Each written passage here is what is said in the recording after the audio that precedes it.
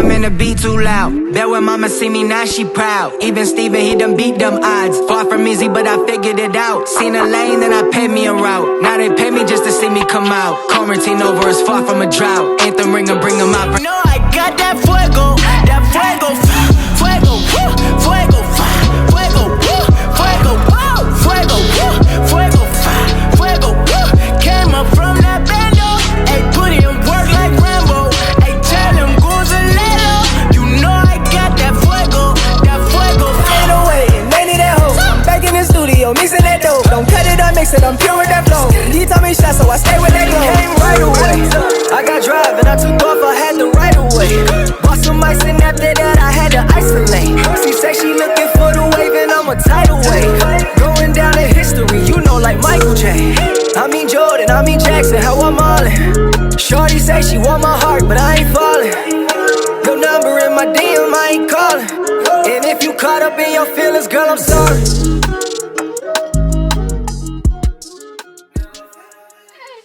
Hello everybody and welcome back to Hustle Freight, the podcast, episode 48. Can you believe it, Steven? 48. 48 episode. Yeah. Y'all been on it, consistent. Thank you. Love it.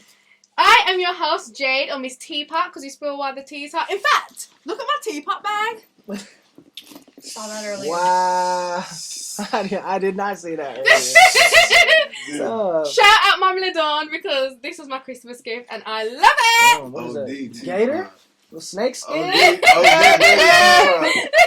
I love it so much. And Denise, do you mind just picking that back up? Just so it's out of the way of the shot. But yes, as you can see, I don't know what to call you because you're not a guest. I'm not. You're like a resident sit-in host. There we go. Resident sit-in host, big brother. Big brother, definitely big brother. We'll get onto that. And you know what I like to say? I like to say you're the Midwest kid with your West Mid sis. Because back home, Midwest kid with the hold on, say it one more time. The Midwest kid with his West Mid sis. Because back home, I'm from the West Midlands, and you know what? I find it so weird. Like there is a lot of synchronicity between me and you. I'm from the second city. We're both Jamaican. And then your third album, I won't spill the name of the title. When you come back, we'll speak about how that title synchronizes with me as well. That will be a good conversation. But I just want to thank you so much for being here. Thank you so much for being here. We didn't even say his name. Steven Malcolm. Yeah. Very special guest. And you know what I'm so excited for? And why you guys are going to see me keep posting on my story? Because people need to stop sleeping on Steven. The UK, you're going to hear about him. This year is your year. I feel it. Thank you. I feel it. Thank you. I feel something too. I feel something too. So, you guys wake up before it's too late, right? Yeah. So, Steven, how was your week? It was your birthday yesterday. Yeah, it was a good week. It was busy. You know what I'm saying? Putting this tour together, a lot of work goes into it. I'm trying to be over prepared. I'm not trying to stress or have anxiety about anything. I'm just trying to go out and be the artist. So this week I just been planning, knocking everything out, getting all the itineraries ready for everybody, coordinating that, and then getting ready for the birthday. So the birthday, I finally got to just chill. Literally, I slept from 11 to 4. Oh, nice. You know what I'm saying? A nice long midday joint. Woke up, you know what I'm saying? Connected with the homies. And then you brought me my nephew. Yeah, no, yeah. Appreciate that. Brought Zai over. Yeah, it was cool. It was chill. Yeah. Good. I'm glad, I'm glad I was able to take him because I always ask for him over, please bring him over because he's got such a calming spirit. And literally, I was telling TT today, he ministers to my soul. Honestly, just to have his presence and when you guys come over and honestly, you do something to the atmosphere. So I'm glad that you was able to have that moment to just enjoy and relax. No, it was fun. So, how was your week in general? How are you feeling these days? Obviously, you are getting ready for something huge. Yeah. What is that doing to you inside? Is it nerves? Is it anxious? Is it anticipation for what God's doing? What are you sensing in this season? Yeah. I think it's an excitement mixed with an uneasy Anticipation. an Like it- uneasy yeah, like- anticipation. You know what I mean? Because I was thinking the other day. Yeah, I was honestly thinking the other day, man, and it's crazy how it hit me. Like this is about to be a winded thing No, here, you're good. but a lot of it like showed itself in the end. So I was with a friend of mine, and we were chilling, and a lot of my relationships in the industry, it's dope the dynamic because sometimes when they get personal, that's when I end up being able to minister to somebody Mhm. and speak into their life for real. Mhm. And I had another relationship that the door opened to minister to him and speak life into him. We started talking about struggles and temptations and stuff like that. And God kind of exposed Mm. homie a little bit. Yeah. You know what I mean? And what he really struggles with. And it kind of caught me off guard. Mhm. And I wasn't ready. And like God kind of took that and planted a seed in my head of like, yeah, you might be a seasoned Christian, but maybe you're not ready. This is a music tour. People see us on stage and they see, we're having fun. But like at the end of the day, I could go out and really change somebody's life. Absolutely. I could say something to a kid, tell him my story, and he could be set free from something. You know what I mean? And like that weight just piled on me. And then the enemy took that "you're not ready" and just planted it in my head, and it really like had me down for a whole day. But I just really had to pray and fight through that, and really, because like, yeah, I'm doing my thing, but sometimes I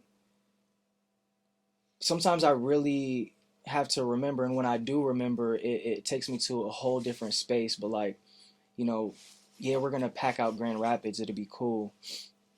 But if there was just, and I know it's cliche we say that at shows, but I really, really mean this. Like, yo, if there's one person, you know what I mean, that I can touch on this tour to change their life, I'll feel like I accomplished something good.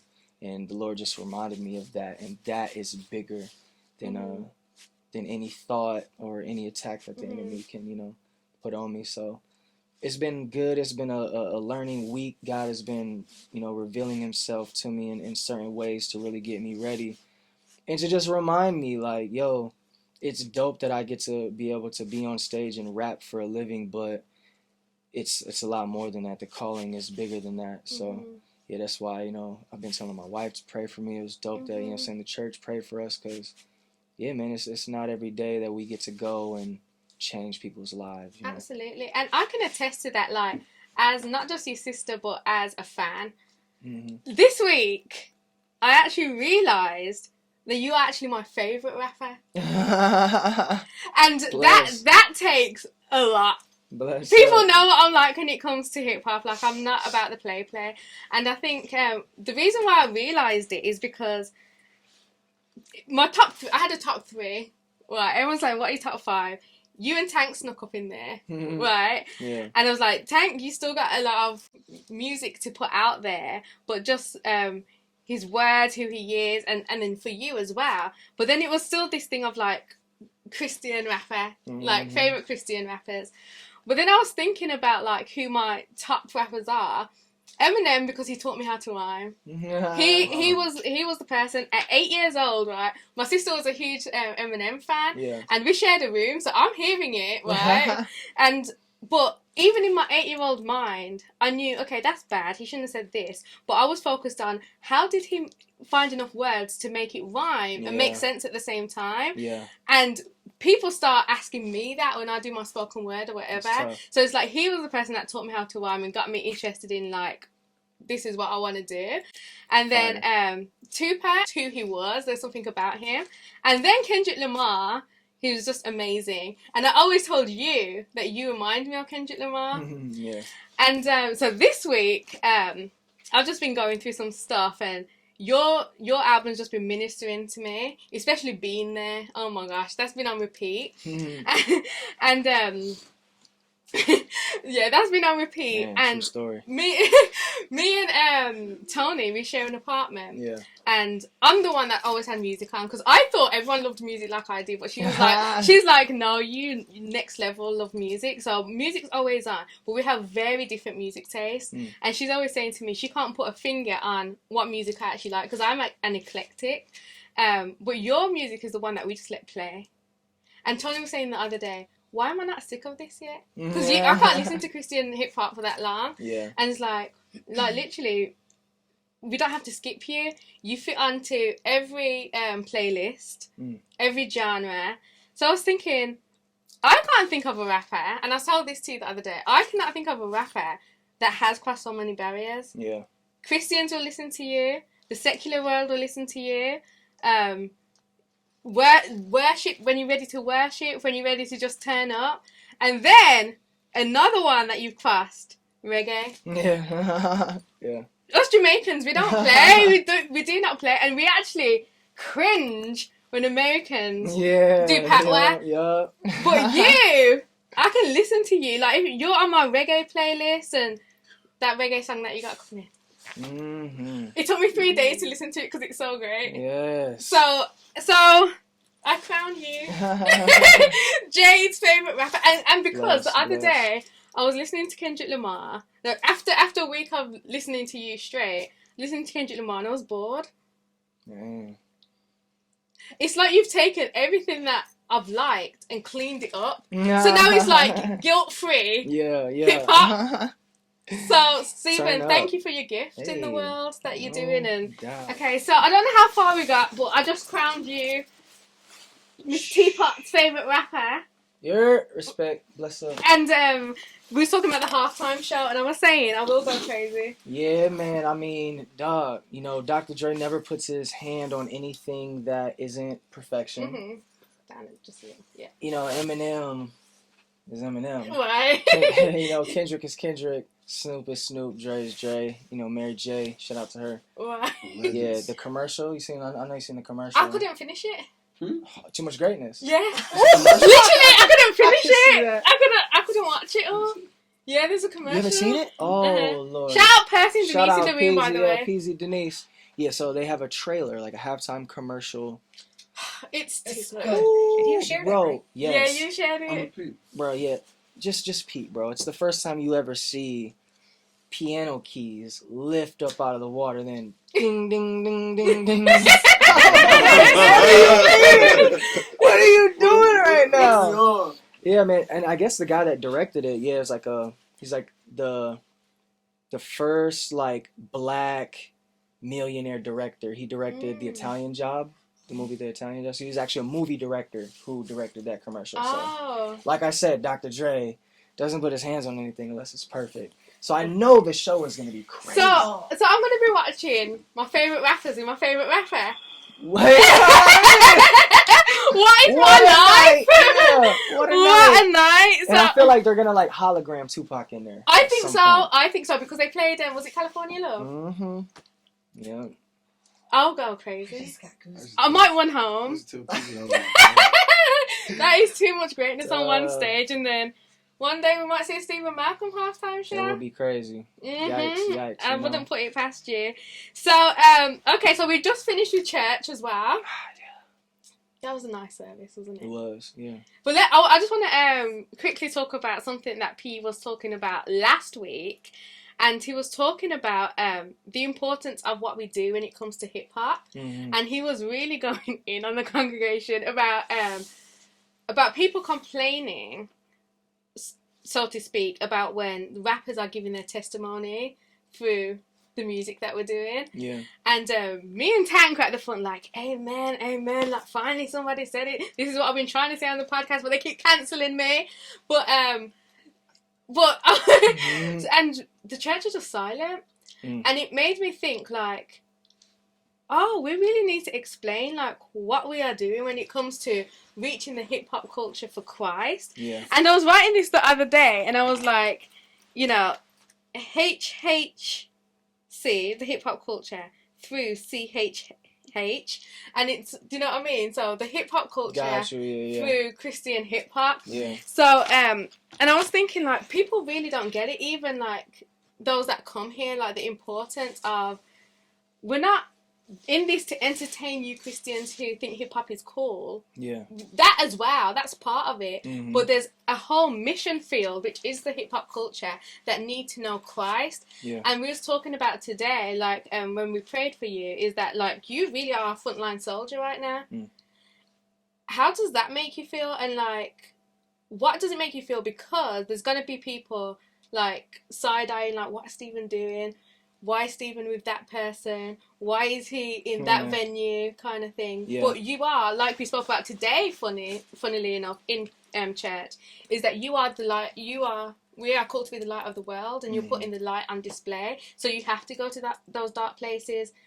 What does that pressure, if there is pressure, or realization, like, what is that to you right now? Like, where are you at with that? Yeah. It's more so of a pressure stage. Mm-hmm. I feel it again in my life, from an aspect of just what 2022 is gonna bring. You know what I mean? I can't speak on a whole lot, but like, I take my career serious now. You know what I mean? It's at a place where I'm in a good position to succeed, or I'm in a good position to stay where I'm at, which is a thing. Or to fail. I was just talking to one of my video guys the other day, in a big group who has one of my main producers and one of my co-writers on there. They got dropped from their label, and their management dropped them, and they were assigned to, like, Interscope. Oh, and wow. They had a prominent manager, like, Scooter Braun. Scooter Braun was their manager, and he's the man. And I like, I used to hear them on the radio, 104.5 here.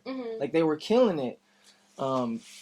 Overseas tour, countrywide tour, and now you don't hear about them anymore. Y'all probably never hear from them again, and you know what I'm saying? So it's just like this career thing in the music industry, it could be going tomorrow.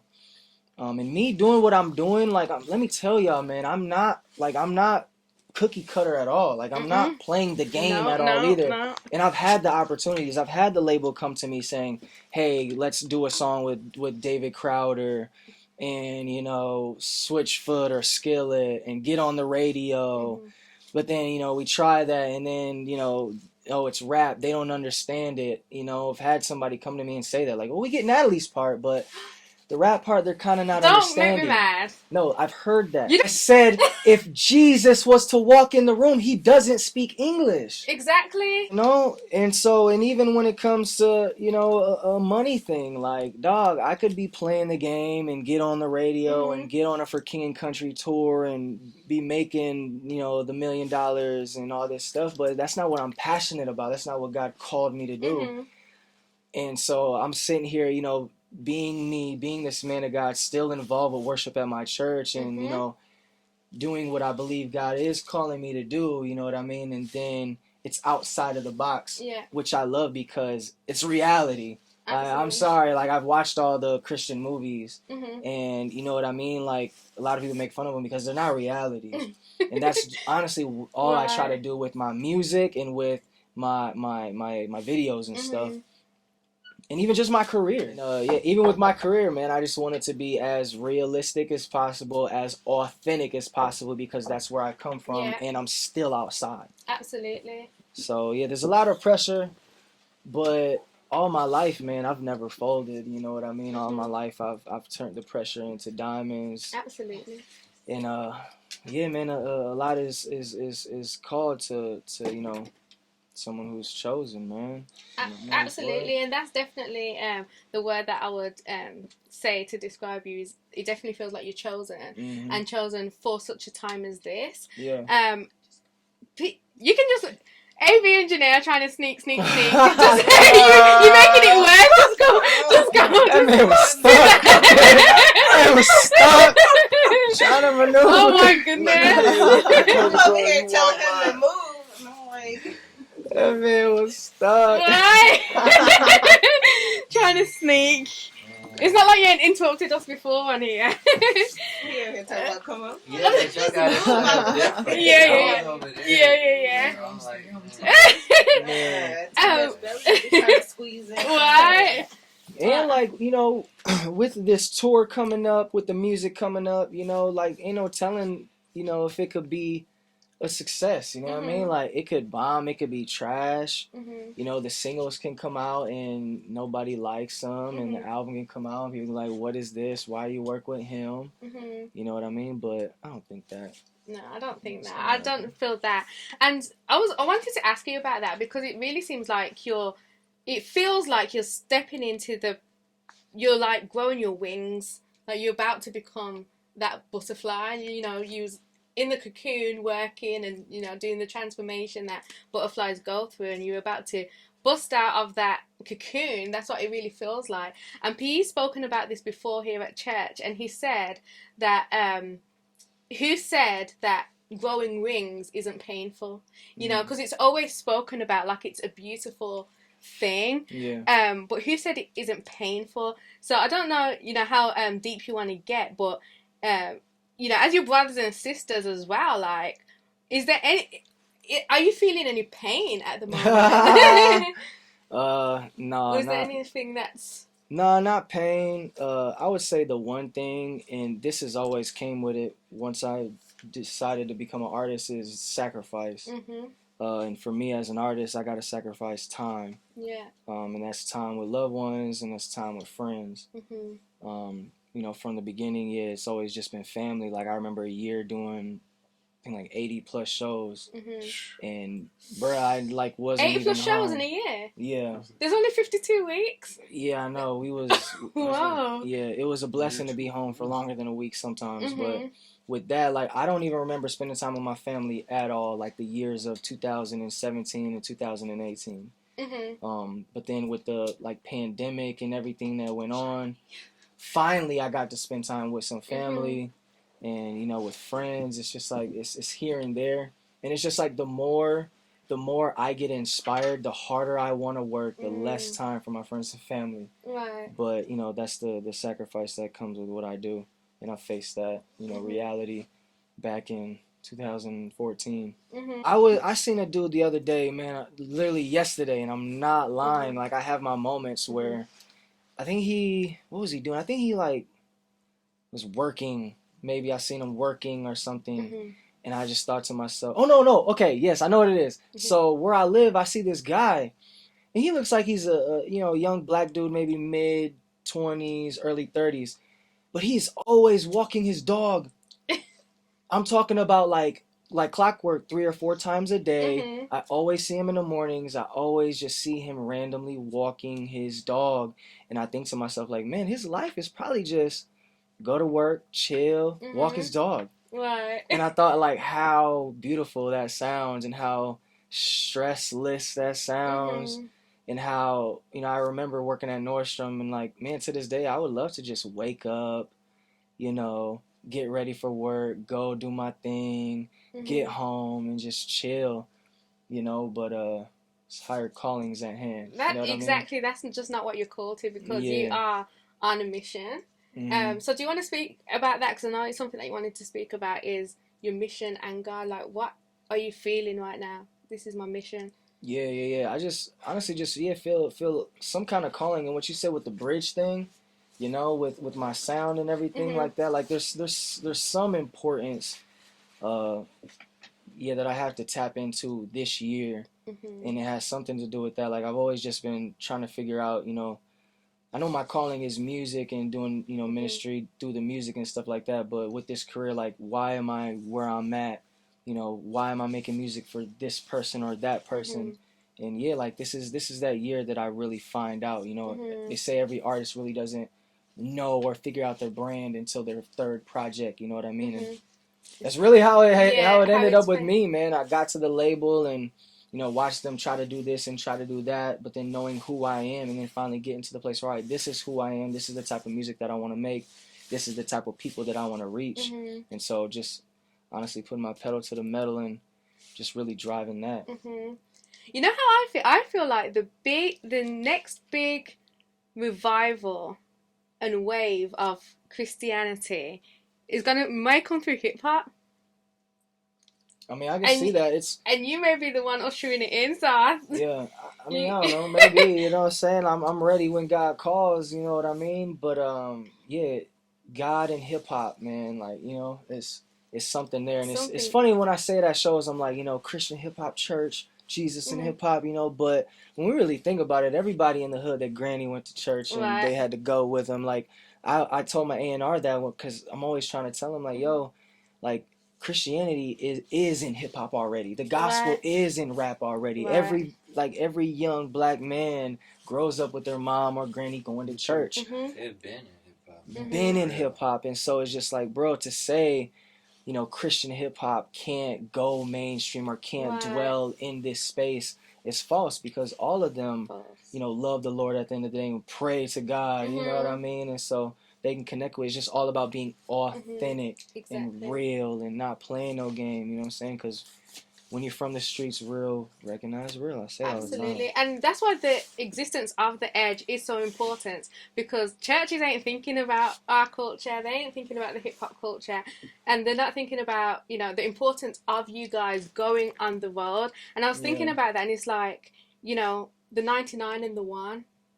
You know, if you're going on the road and you're going to find that 1, leave us 99 because we're good. Yep. Do you know what I mean? We're meant to be ministering to each other. We can't just keep you here on a Sunday morning when we've got a mission to go and get people. So thank you for everything that you do. Do you want to invite people to church? So this is the moment that we invite people. Yeah, man. Hey, this is the Edge Urban Church now. I said, well, no, that was during rehearsal. But yeah, it's an urban church, man. Hip-hop church. You know what I'm saying? Grand Rapids, Michigan. If you're ever in town, if you're ever in the Midwest, come check us out. It's different, but you'll love it. You'll love it. You'll absolutely love it. So this is the part that, you see, we're getting through this. You're easy to do. Still got the red dot. So this is, this is the part of the show where Mark the bad guy usually gives his bad news, right? Yeah. So we're just going to hand this over to you to take over and talk to us. Is there anything you want to get off your chest?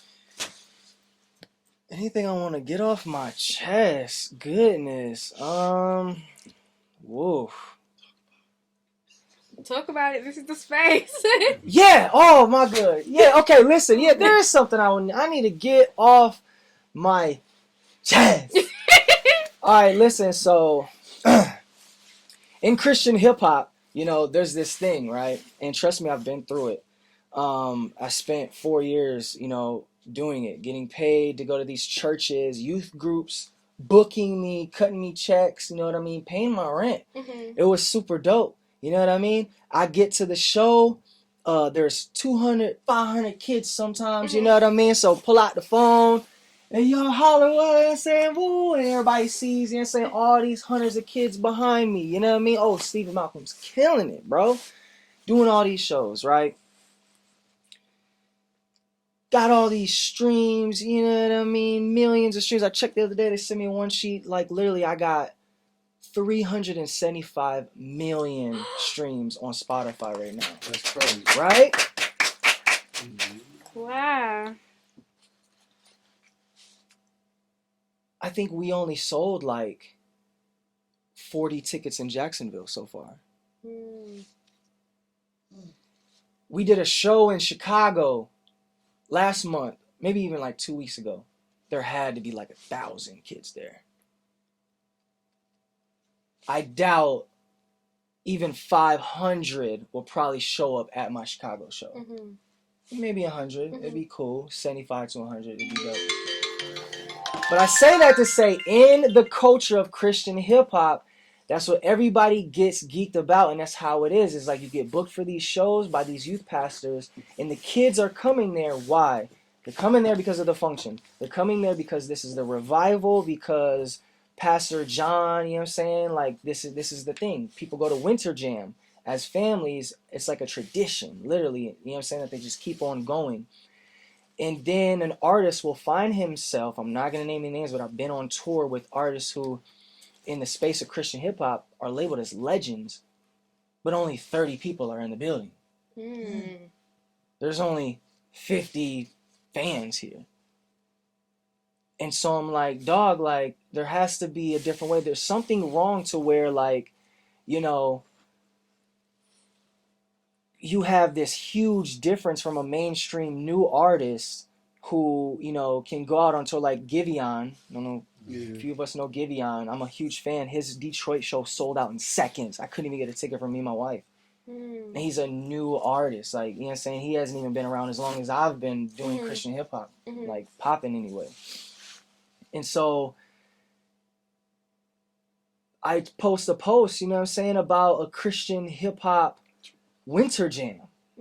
Because I've been on Winter Jam, I did some shows for the Road Show, been on tour with Sadie Robertson, the Bible Tour, and seen these thousands of people show up, and it's cool, but then there's no Christian hip-hop thing like that. And no, like, there's never any just camps that go tour with each other outside of, like, the Family Ties tour was the first time you seen, like, oh, Steven Malcolm's from IVAV, then No Big Deal is Indian Cannon's from RMG. Those 3 different camps in Christian hip-hop come together to do a tour. And, you know, people are sitting there on my comment section talking about, oh, because Christian hip-hop is missing money and infrastructure. That's cap. That's cap. Christian hip-hop is so small that there's only 2 faces, and I don't even have to say their names, that everybody in this room knows the 2 biggest faces of Christian hip-hop. And trust me, I'm friends with both of them. They're millionaires. They got M's. For sure, you know what I'm saying, one of them. The other one, I'm pretty sure, you know what I'm saying, bro's racked up. So for you to sit there and be like, yo, it's missing money and infrastructure, but you have the money. And then when you've done tours, you know people. Yo, little old Steven Malcolm just hooked up a 5-city tour. And it's across the country. Like, it ain't like like Chicago, Indianapolis. No, like, we're going across the country. And, like, I don't even care. Like, yo, it was like $7,500. And it was all coming out of my pocket. The infrastructure was just me getting my management on the ball and, you know what I'm saying, doing things. So it's just, I think, like, little old Steven Malcolm can do it. And I could invite people. Like, I literally, like, I was going to hit John Keith, have him, boom, boom, but I'd have to pay. And I'm not a millionaire. And I like people to be comfortable. So that would have been another hotel room, another day per diem I got to give an artist. Yo, the capacity is there, but I cannot tell you how many times I've hit people up, asked questions, and it's just crickets.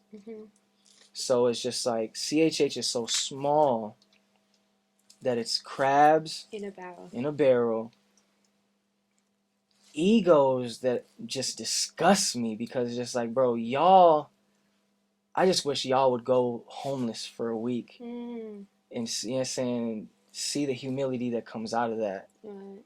Cats can still walk around the mall. Why, you know what I'm saying, why are we, you know what I'm saying, whoa. All it takes is people coming together, artists coming together, and just throwing one show. I'm trying to talk my manager into it. My manager, he's, you know what I'm saying, he's nicely funded. And he did festivals back in the day. And he doesn't even know Christian hip hop. It's me that is showing him the world. And I'm like, yo, if you had a show with KB, Social Club Misfits, Indie Tribe, IVAV, Miles Minix, Paris Carriz, Aaron Cole, they sell out. Like, depending on the venue. Like, if they went to 20 Monroe Live here, yeah, it'd go crazy. And so I say that to say, yeah, I got to get that off my chest, is that stop the cap, CHH. Just realize that the tradition doesn't build core fans that will follow through because they come to the show and they connect with Jesus, which there's nothing wrong with that. But what turns somebody into a fan is connecting with you. Ooh, amen. And if you're sitting on stage just talking about Jesus and giving him glory, then what about you makes me want to follow you? Oh, your mom was an alcoholic. My mom was.